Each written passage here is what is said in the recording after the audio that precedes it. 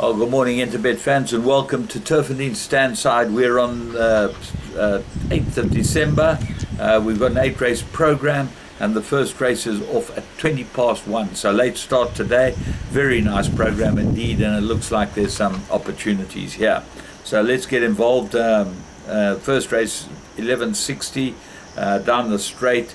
And I make it an absolute two-corner contest if the first-timers don't come into it, because we've got to be very careful of them. Showdown Kid got the form and looks ready to run, ready to win. Take a line through Big City Girl, Holds Dancing Arabian. Princess Sabrina looks like a big improver and certainly might run very well for Clinton Binder. That's number 14-4, Showdown Kid. But watch the betting on the first-timers. Race 2, Maiden Plate, 1160 again, and I make this a four-cornered contest, but my strong fancy is for number 16, Celestial Love. Got the form, two very good runs, comes off a break, but the stable's very good at getting them ready off a break. If there's any follow-through in the betting, this is the right one. Danger, Sunny Quinn. Blinkers been put on Sunny Quinn. Dory Sham, Craig Zaki, number 1 on the card. Got to run very well. And then 8 and 9, Eskimo Pie and Imitation Game, look like the only other two that come into the race with any sort of chance. Race 3, Maiden Plate, 1400, and I like strongly number 12, Manage. Ran in a feature last time. Mike the Cox filly, come draw 1, gets a 1.5 claim. Lot to like about him. Big Danger, Prince Aleph. Ignore the last start. No one knows what happened. The jockey felt something amiss. The vets found nothing, but you never know with these horses, and that was only a month ago. So couldn't have been a very big problem, and I would think Prince Aleph's a big runner here. Race 4, Maiden Plate, fillies and mares. They go 1400 meters. Ariam, you can't really look past this. This looks like the right one for Sean Terry and Lyle Hudson. The daughter Dynasty, number 5, gets ticks all the boxes. But what are the dangers? Chloris, number 6, might be a big improvement and certainly will go the ground by Flower Alley out of a Fort Wood mare, looking for any distance she can find. 11, Say When, 12, Sugar Coated Smile, both got chances, and 9 offsides. Didn't run a bad race first time out, put it into all your play. Race 5, Maiden Plate, 1600 meters. Magical Flight looks like the right horse, second run after a rest.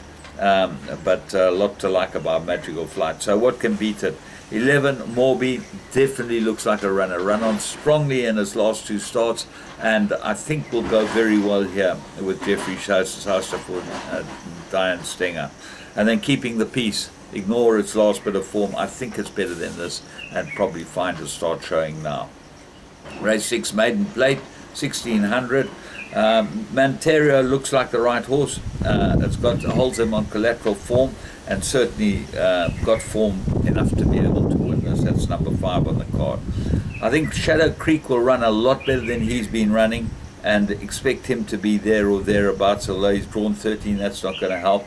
The other 2 that come into the race were number 6, Supreme Elevation, looks like an improver, and number 7, Insim Bessie.